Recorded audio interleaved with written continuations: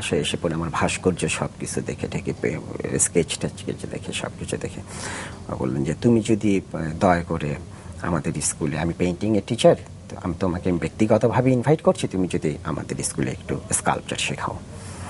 তো আমি খুবই ছোট, তো আমি ওখানে শেখানো আরম্ভ করলাম এবং প্রায় বছরখানিক ওখানে শেখানো আরম্ভ করলাম। তখন 87-এ একটা বন্যা হয়েছিল সম্ভবত। তো ওই সময় আমি তখন বাড়ি ধারা ছিল, এটা বালুচর, একেবারে নতুন নতুন বাড়ি হচ্ছে। আমি যে শেখাতাম এবং আমাদের সময়টা খুব ভালো ওই সময় কেটেছিল। আচ্ছা, চমৎকার। স্যার, এবার আমি একটি আমার প্রিয় প্রসঙ্গে চলে যাই। রফিক সালাম, বরকত, জব্বার, এই নামগুলোকে আমরা ঠিক যেভাবে চিনি, আমরা জানি না যে আমাদের প্রজন্ম কেন, পরবর্তী প্রজন্ম, আসলে কোনো প্রজন্মই সেভাবে চট করে কিন্তু এই মানুষগুলোকে চিনতে পারবে না। কিন্তু কখনো কখনো হয়তো ছবির মাধ্যমে, সেই সময় তোলা ফটোগ্রাফি বা আপনাদের কিছু ভাস্কর্যের মাধ্যমে আমরা তাদের চিনতে পারি, এবং সেই ক্ষেত্রে আপনার বিশেষ একটি অবদান রয়েছে, শহীদ সালামের ভাস্কর্য। স্যার, একটু শুনি। রাশাদা হঠাৎ করে উনি জানলেন যে শহীদ সালামের কোনো প্রতিকৃতি নাই, কোনো ছবি নাই, কোনো কিছু নাই। তো উনি একটা আয়োজন করলেন ওনার আত্মীয় স্বজন ডেকে এখানে, এবং ওই সময় আমাদের বিকাশ একটা পেইন্টিং করেছিলেন, ওটা সাপোর্ট দিয়েছিলেন যে ওরকম আমি একটা স্কাল্পচার করলাম, তখন মাটি দিয়ে করেছি। পরবর্তীতে ওটাকে আমি সেগুন কাঠে প্রথম শহীদ সালামের আমি একটা পোর্ট্রেট করি, সেগুন কাঠ দিয়ে ডিটেইল। তো ওটা পরবর্তীতে জাতীয় জাদুঘর সংগ্রহ করলেন। আমি জানি না ওরা ওটা এক্সিবিট করছে কিনা জাদুঘরের কোনো গ্যালারিতে, কিন্তু আমাকে কাছ থেকে কালেকশন করেছিল 2001 probably, I am not sure at all. ওই সময়। চমৎকার। ঘুরে ফিরে ভাইয়ের প্রসঙ্গ আসছে, এবং প্রথমে যেটু বলছিলেন যে যখন কেউ বলে যে অমুকের ভাই কিংবা অমুকের ছেলে, সেটা কিছুটা হলেও একটু অন্যরকম একটা আবেদন তৈরি করে নিজের মধ্যে, কিন্তু আমরা আসলে ভাইয়ের কাছ থেকে বের হতে পারছি না, যে কোনোভাবেই হোক না কেন। এই যে ভাই এত বড় মাপের একজন ভাস্কর্য শিল্পী, আপনার মূল্যায়নের জায়গা থেকে তিনি কেমন? একজন ভাস্কর শিল্পী হিসাবে আমি যদি ভাস্কর রাশাকে দেখি, তার যে বাটাল দিয়ে সে যেভাবে ড্রয়িং বের করেন এক টান দিয়ে, এটা সচরাচর পৃথিবীর, আমি অনেক দেশে গিয়েছি, এরকম সচরাচর দেখা যায় না। তো এটা আমাদের দেশের জন্য একটা বড় পাওয়া যে ওনার মধ্যে একজন ভাস্কর আমাদের দেশে আছেন। নিশ্চয়ই। স্যার, এবার আমি আরেকটি বিশেষ প্রসঙ্গে চলে যেতে চাই, অ্যাপিল ফর কমিউনাল হারমোনি, এটি বিষয়টি কি একটু শুনি। আমি তো সব সেই ডেইজি লারসন তখন খ্রিস্টান ছিলেন, আমি মুসলমান ছিলাম। তারপর বিভিন্ন জায়গায় মন্দিরে যেতাম, এখানে যেতাম, সেখানে যেতাম। অনেক সময় দেখতাম যে ধর্ম নিয়ে একটা মানুষের গোয়ার্তমি আছে, যে আমি এই ধর্মের, ওই ধর্মটাকে আমি মেনে নিতে পারছি না। এটা অধিকাংশ মানুষের মধ্যেই প্রবল। যেরকম নির্দিষ্ট ভূখণ্ড নিয়ে জাতীয়তাবাদ একটা গোয়ার্তমি, যে আমার দেশ, ওটা আমি আর কোনো কিছু মেনে নিতে পারছি না। কিন্তু আমি যদি আন্তর্জাতিকতাবাদের কথা বলি, বিশ্বের একজন নাগরিক আমি, আমার জাতিভেদ নাই, আমার সারা বিশ্বের পরিমণ্ডলের সংস্কৃতি আমার সংস্কৃতি। গ্লোবাল ভিলেজে, বিশ্বপল্লীর যুগে আমাদের এই চিন্তায় যদি আমরা না আসতে পারি, তবে একটা বিশাল সংকট তৈরি হবে ভবিষ্যতে। আমি ওই জায়গাটায় আসছি। তো যার জন্য আমি করেছি অ্যাপিল ফর কমিউনাল হারমোনি শিরোনামে, আমি ব্যক্তিগতভাবেই হিন্দু, বৌদ্ধ, মুসলমান, খ্রিস্টান, আমি এইগুলোর একটা কালচারাল এক্সচেঞ্জ, কমিউনাল হারমোনি করার জন্য আমি এটা কাজ আরম্ভ করি 2008 সালে। শুরু করি জাপানের এক্সিবিশন দিয়ে, টোকিওতে এক্সিবিশন দিয়ে। এবং আমি টোকিওতে ওই একই বছরে নিউ ইয়র্কে, বাংলাদেশের ওয়েস্টিনে, আমি 3টা জায়গায় একই বছরে করি। তারপরে ইটালিতে করি, অস্টিনে করি, বহু জায়গায় এক্সিবিশন করি। এবং আমি বোধহয় তখন আমি 4-5টা এম্বাসিতে, বাংলাদেশকে বলা হচ্ছিল যে মৌলবাদী দেশ একটা, এরকম একটা ইয়ে ছিল।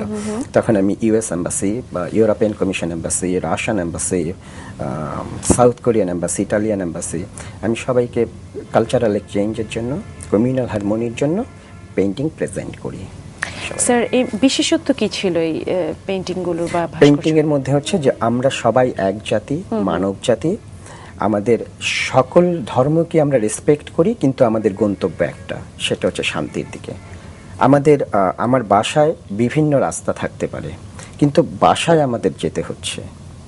আমাদের ধর্ম হচ্ছে শান্তির জন্য, সকল ধর্ম শান্তির কথা বলে।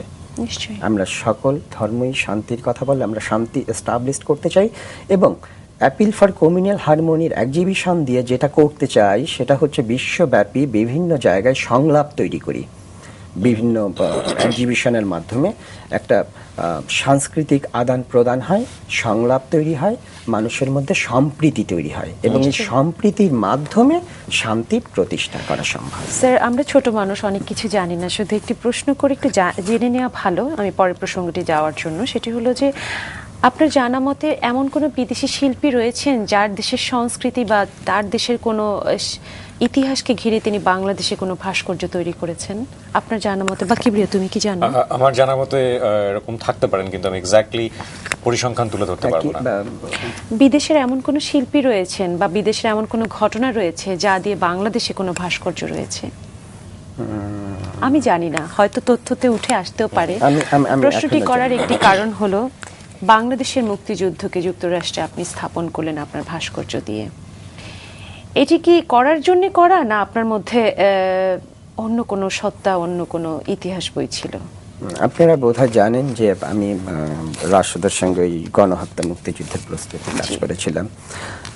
৭১ ঘাতক দল নির্মূল কমিটি ৯০ সালে অনেক কাজ করেছি, এসব ইসলামে কাজ করেছি, এবং পেশাজীবীদের নিয়ে আগারগাঁয়ে ৩৭ ফুট উঁচু একটা ভাস্কর্য করেছি। যখন ইউনিভার্সিটিতে, ঢাকা ইউনিভার্সিটিতে ৯৬ সালে মেমোরিজ অফ আন্ডার ডেভেলপমেন্ট শিরোনামে টিএসসির মাঠে আমার একটা স্কাল্পচার করার কথা ছিল, এবং এটা অনুমোদিত হয়েছিল। আচ্ছা, মেমোরিজ অফ আন্ডার ডেভেলপমেন্ট শিরোনামে ঢাকা ইউনিভার্সিটিতে টিএসসির মাঠে।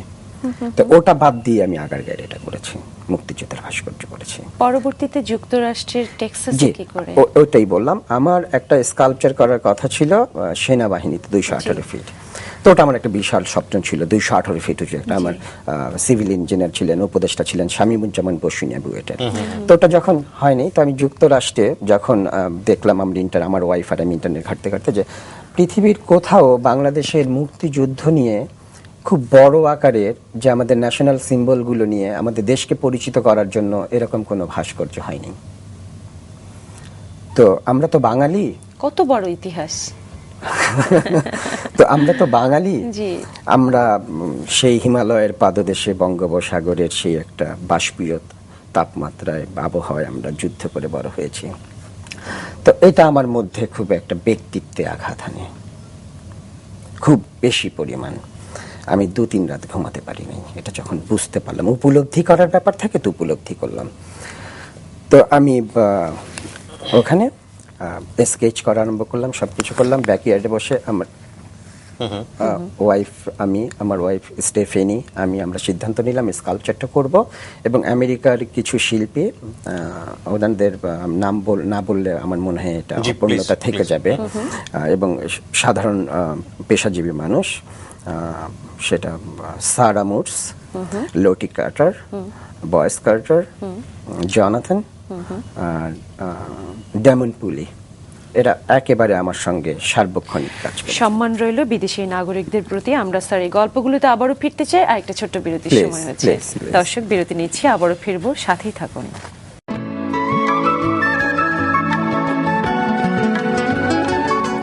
দর্শক, বিরতির পর আরো একবার স্বাগত রাঙা সকালে। আমরা চলে যাচ্ছি অতিথির কাছে।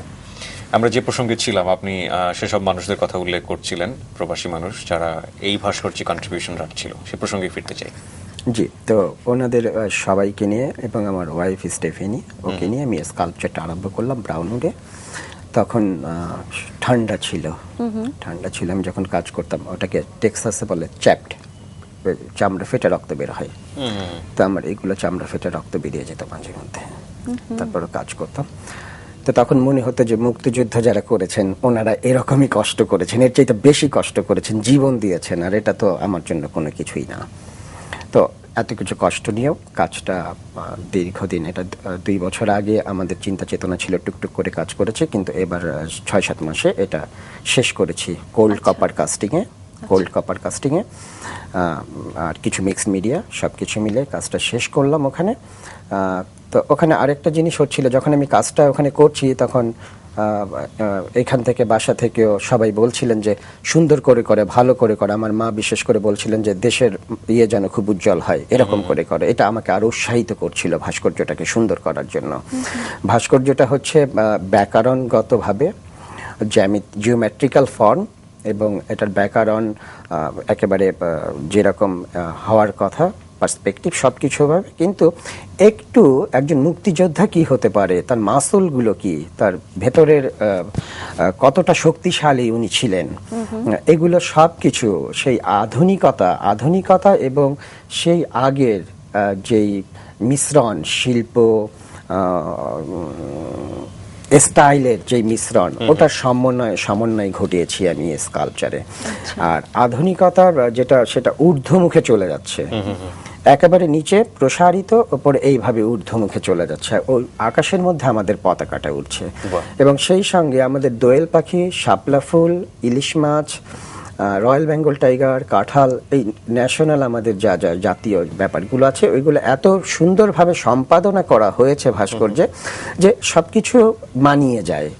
পেছনে বাংলাদেশের ম্যাপ এবং বাংলাদেশ লেখা, তো টোটাল একটা বাংলাদেশকে দেখা যায় ভাস্কর্যটার সামনে আসলে। এবং আমাদের মুক্তিযুদ্ধ আমাদের 9 মাসে যে আমরা অর্জন করেছি, 9 মাসে অর্জন করা খুব বড় ব্যাপার। তো এই ভাস্কর্যটার সামনে দাঁড়ালে একজন বিদেশি মানুষ, ওনারা বুঝতে পারবেন যে 9 মাসে স্বাধীন করেছে এই মুক্তিযোদ্ধারা, তাদের এরকম প্রবল একটা ভেতরের আগ্রহ ছিল, এর জন্য স্বাধীন করতে পেরেছে। স্যার, আপনি কমিউনিটির পারমিশন পেয়েছিলেন কি করে? তো তখন আমি যখন ভাস্কর্যটা শেষ করলাম, তখন টেক্সাসের বাঙালি অধিবাসী, বাংলাদেশি, ওইখানে মাইগ্রেন্ট হয়েছেন,